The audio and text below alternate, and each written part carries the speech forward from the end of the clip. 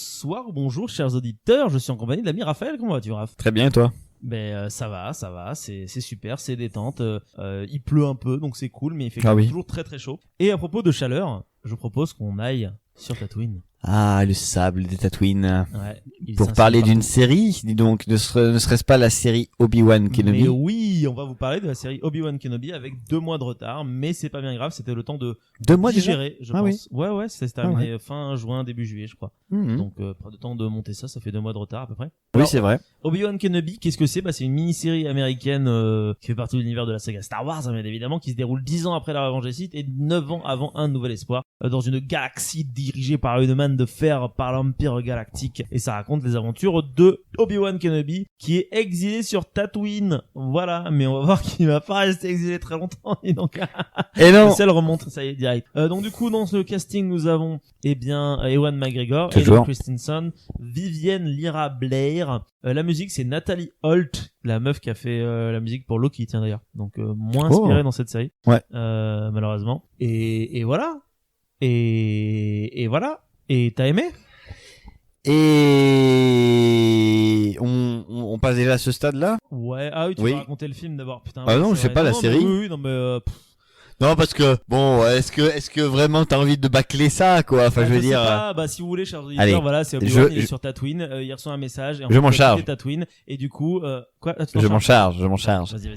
Donc, dressons le tableau. Nous sommes sur une charmante planète quasiment inutilisée dans l'univers de Star Wars, qu'on appellera du coup la charmante Tatooine. Et nous suivons l'exode, ou l'exil plutôt, d'un homme, Obi-Wan Kenobi, qui n'a plus son nom, qui n'a plus son rang de maître, puisqu'il est traqué, et on l'appelle du coup Ben. Le vieux Ben. Ouais. Et ce vieux Ben a la charge de observer, de protéger le jeune Luke, qui n'est autre que le fils de Dark Vador, alias Anakin Skywalker. On a spoilé quelque chose qui date d'environ 50 ans. Ouais. Misère. Si vous n'avez pas vu l'Empire contre-attaque, dommage. Mais, il ne protège pas le deuxième enfant de notre cher Anakin, à savoir la princesse Leia Organa, qui, elle, va être kidnappée par des gens qui, en fait, ont l'idée de faire sortir Obi-Wan de sa cachette. Et autrement dit, de plaire aux méchants de la série qu'on appelle les Inquisiteurs. Inquisiteurs qui sont chargés par l'Empire de traquer les derniers Jedi, reliquats d'une république passée. Et donc, c'est comme ceci qu'après le kidnapping de Leia, après les suppliques des parents adoptifs de Leia, notamment de Bail Organa et de sa femme, Obi-Wan décide de reprendre du service et d'aller sauver la fille d'une de ses amies, la reine Amidala, morte quasiment en couche. Bah oui, de tristesse. Il y a 10 ans. Et donc du coup, il va aller à la recherche de cet enfant, non sans des péripéties qui nous rappellent notamment quelques anciennes séries Disney Star Wars, à savoir à la protection, la recherche d'un enfant un peu partout dans la galaxie. Ouais. Donc à peu près, voilà, on dresse le tableau ici d'une série qui, de souvenir, fait combien? 8 épisodes? 6 épisodes. 6 épisodes. On a l'impression que ça en dure 8. Très bien. Oui, 6 épisodes. Voilà pour le synopsis. Merci pour le synopsis. Alors je sais pas trop par où commencer. Déjà on va pas spoiler. Ce que je te propose, c'est qu'on essaie de voir étape par étape. Déjà, est-ce que t'as apprécié? J'ai apprécié une partie. Ok.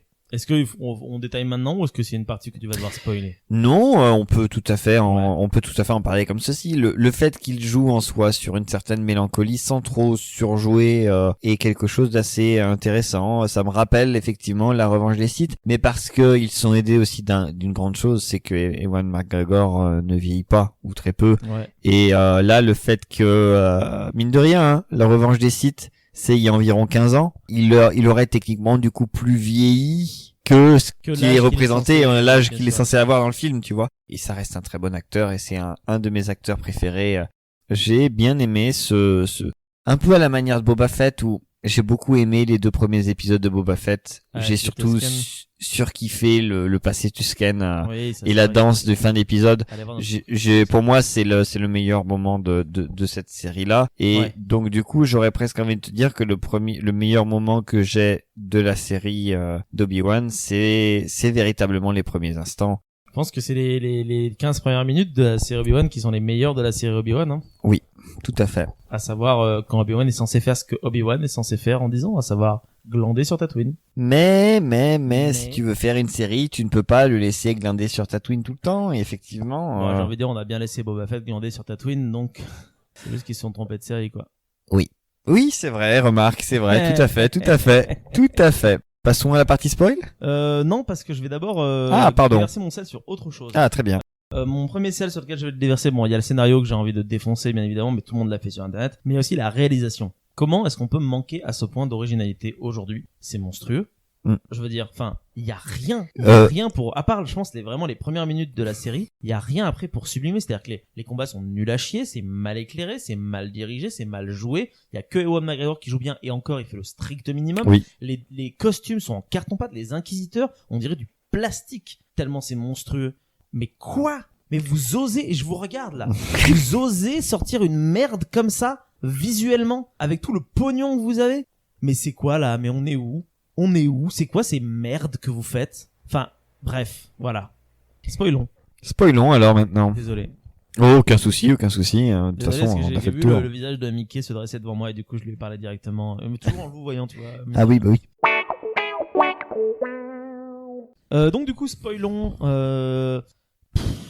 On commence par quoi? Je pense qu'on peut commencer par dire que le fait d'avoir envoyé Obi-Wan dans une quête pour retrouver Leia peut passer si on a quand même quelque chose d'intéressant, mais malheureusement à chaque endroit, à chaque moment où il y aurait pu avoir quelque chose d'intéressant, on aurait pu passer sur quelque chose qui détaille, qui étoffe Le personnage. l'univers de Star Wars et le passé même d'Obi-Wan derrière est manqué. Moi je pense à ce moment où lorsqu'il rencontre un soldat clone qui du coup lui dit Oui. une pièce pour un vétéran, je trouve Là, il y avait un qu'il y aurait eu un épisode sur ça, effectivement, comme ils aiment bien surtout nous faire ressasser des moments parce qu'ils jouent sur la nostalgie, et moi je suis un grand nostalgique de cette période, donc si Bien tu sûr. mets un truc nostalgique, évidemment je vais venir le manger comme c'était un gâteau, un 4 quarts. Ouais, non, que ce soit par exemple la première scène qui est une des scènes de l'an 66. De toute façon, à la base, je pense que c'est d'ailleurs la meilleure scène de la série, hein, c'est... quand on fait notamment un nouveau travail sur Star Wars, de toute façon, il est aujourd'hui nécessaire, il est dans les mœurs de mettre une scène de l'ordre 66 quelque part dans la galaxie, toujours. Oui, c'est vrai Toujours. qu'à chaque fois qu'ils traitent de cette période, il y a toujours une scène de l'ordre 66. Voilà. Parce que c'est le cas dans Rebels, c'est le cas dans Bad Batch. C'est le cas dans Fallen Order, Ouais, par exemple, etc. tout à fait. Et aussi, moi, j'ai trouvé que derrière, le fait qu'ils nous aient fait un duel quand ils étaient à l'époque de Jedi, Hayden et Ewan, était un moment, en fait, on aurait pu s'en passer, oui, mais je pense qu'il derrière, Il y a rien. moi, ce qui m'a surtout impressionné, c'est le visuel, le visage des deux. Parce que t'avais l'impression de revenir quand t'étais ado, quoi. Ouais, et pourtant, le visage d'Hayden Christensen, il a été quand même bien critiqué parce qu'il a l'air d'avoir 40 ans alors qu'il est censé en avoir 18, quoi. Oui, mais parce que là, le problème, c'est que tu peux pas non plus y faire grand chose. Ou alors, il aurait fallu faire un type fake sur Anakin, quoi.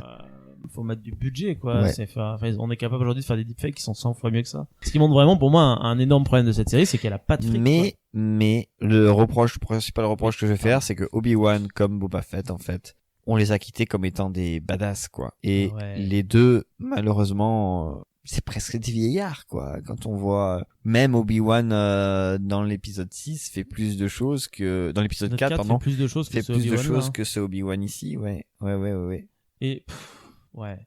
Mais le problème, c'est que cette série, elle tombe dans tous les écueils où elle devait pas tomber, en fait. C'est-à-dire que, en fait, le scénario, il était déjà écrit. C'est que Obi-Wan, on sait qu'il est resté 19 ans sur Tatooine et qu'il est censé être jamais parti de Tatooine parce qu'il a une seule mission, c'est surveiller Luke. Et la preuve, à la seconde où il part, Luke est en danger directement. C'est juste qu'il le sera que à la fin de l'épisode. Tout ça pour aller sauver Leia, de griffes de mercenaires dont le but est effectivement de le faire sortir, alors que Bay-Organa lui-même est sénateur et a tellement de moyens autres que d'appeler Obi-Wan pour pouvoir sauver sa fille. Il en a des tas et des tas. Et en plus, enfin, je veux dire, en termes de cohérence, Obi-Wan n'est jamais censé avoir rencontré Leia. Enfin, à aucun moment donné, dans le 4, c'est marqué que Leia connaît Obi-Wan. C'est à aucun moment donné. D'ailleurs, elle a absolument aucune tristesse quand Obi-Wan meurt. C'est pour quelqu'un qui est pote avec lui depuis 10 ans, c'est quand même bizarre. Enfin, il y a rien qui va.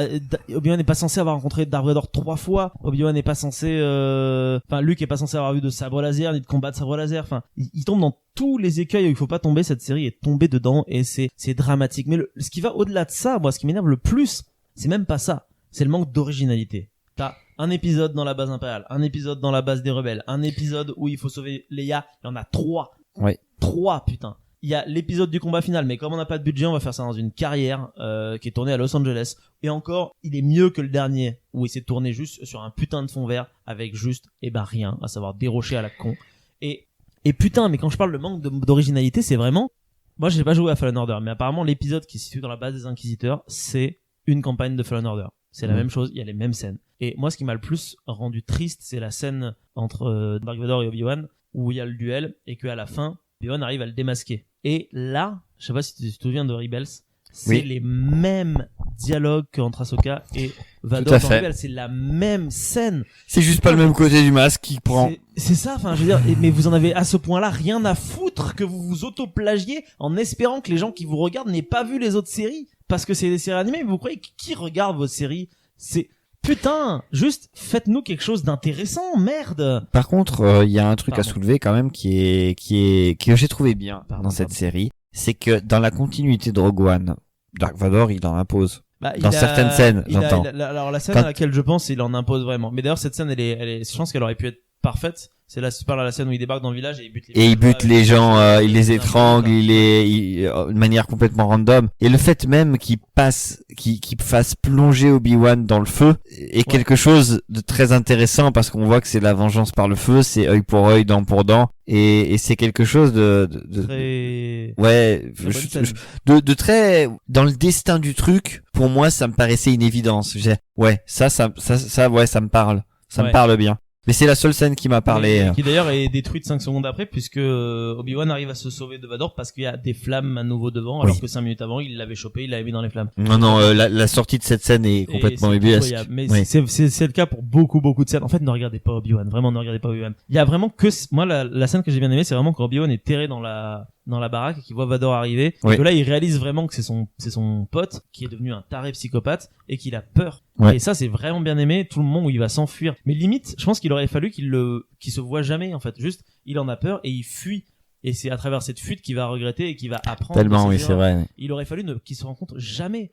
Il fallait pas qu'il se rencontre. Le fait qu'il ignore le fait que ce soit son Padawan, c'est difficilement défendable. C'est pas possible. En fait, je veux dire, Vador, c'est connu de tout le monde sait que Dark Vador est le numéro 2 de Palpatine dans la galaxie entière. C'est-à-dire que tu regardes la moindre TV info de l'hologramme, tu sais que Vador est là. Comme Obi-Wan connaît le nom d'Anakin sous Vador, faut vraiment qu'il ait pas lu un seul journal en 10 ans pour pas savoir que Anakin est en vie. C'est vrai que dans l'hologramme du 3, il voit Palpatine qui dit vous répondrez sous le nom de Dark Vador. Tout à fait. Donc du coup, il y a aucune chance. Ça ne tient pas debout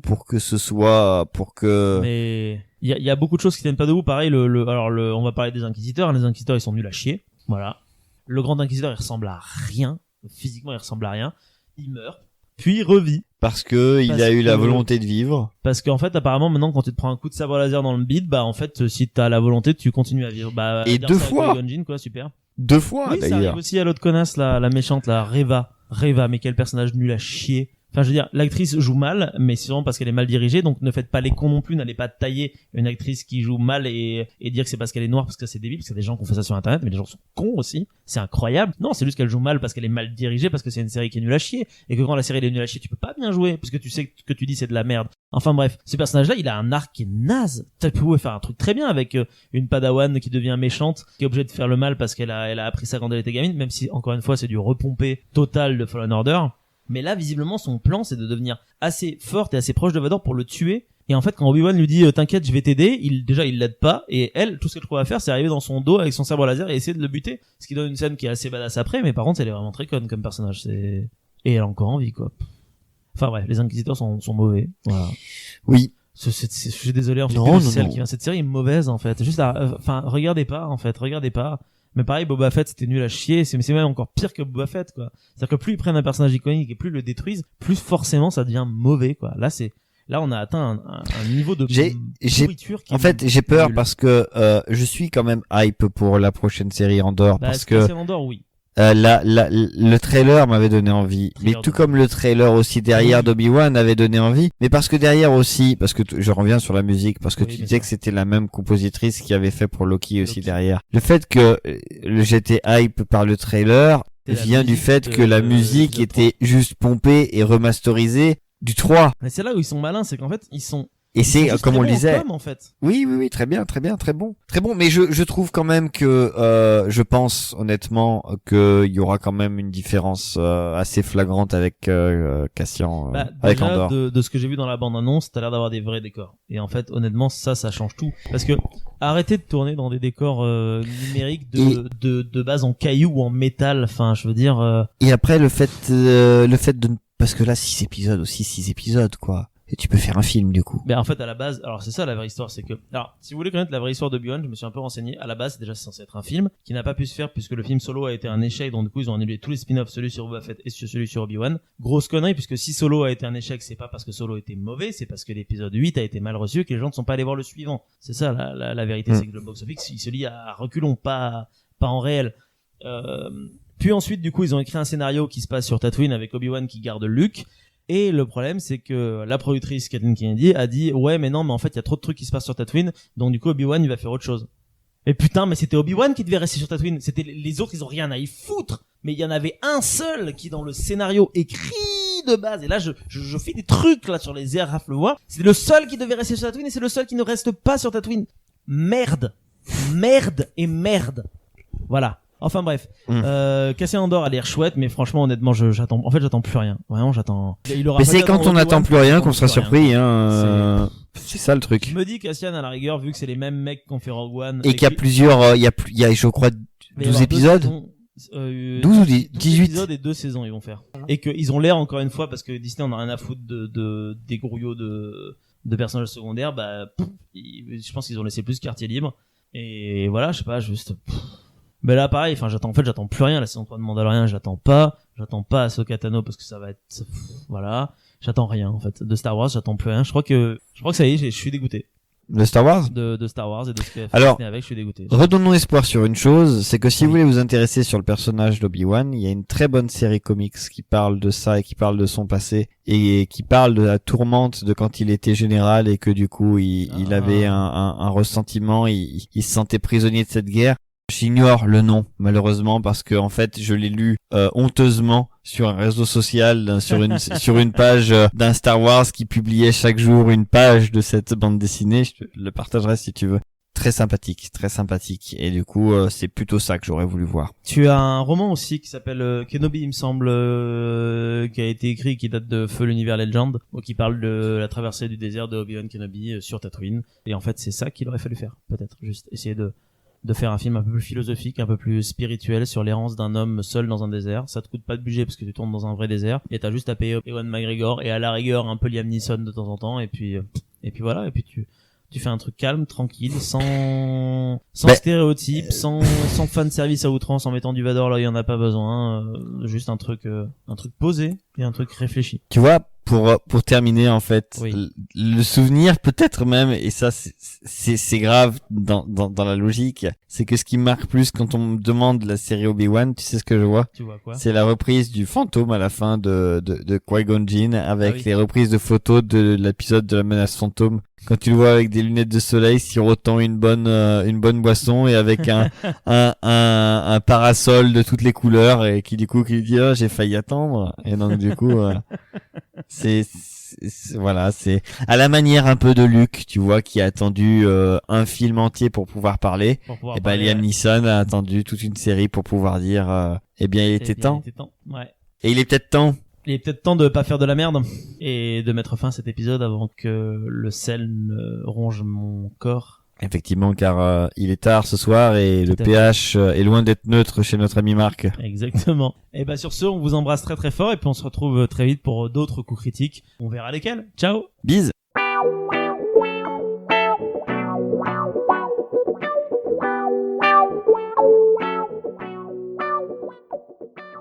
C'est vrai que ça faisait longtemps qu'on n'avait pas fait de coups critiques ensemble. Ça fait longtemps qu'on n'avait pas fait de coups critiques tout court d'ailleurs.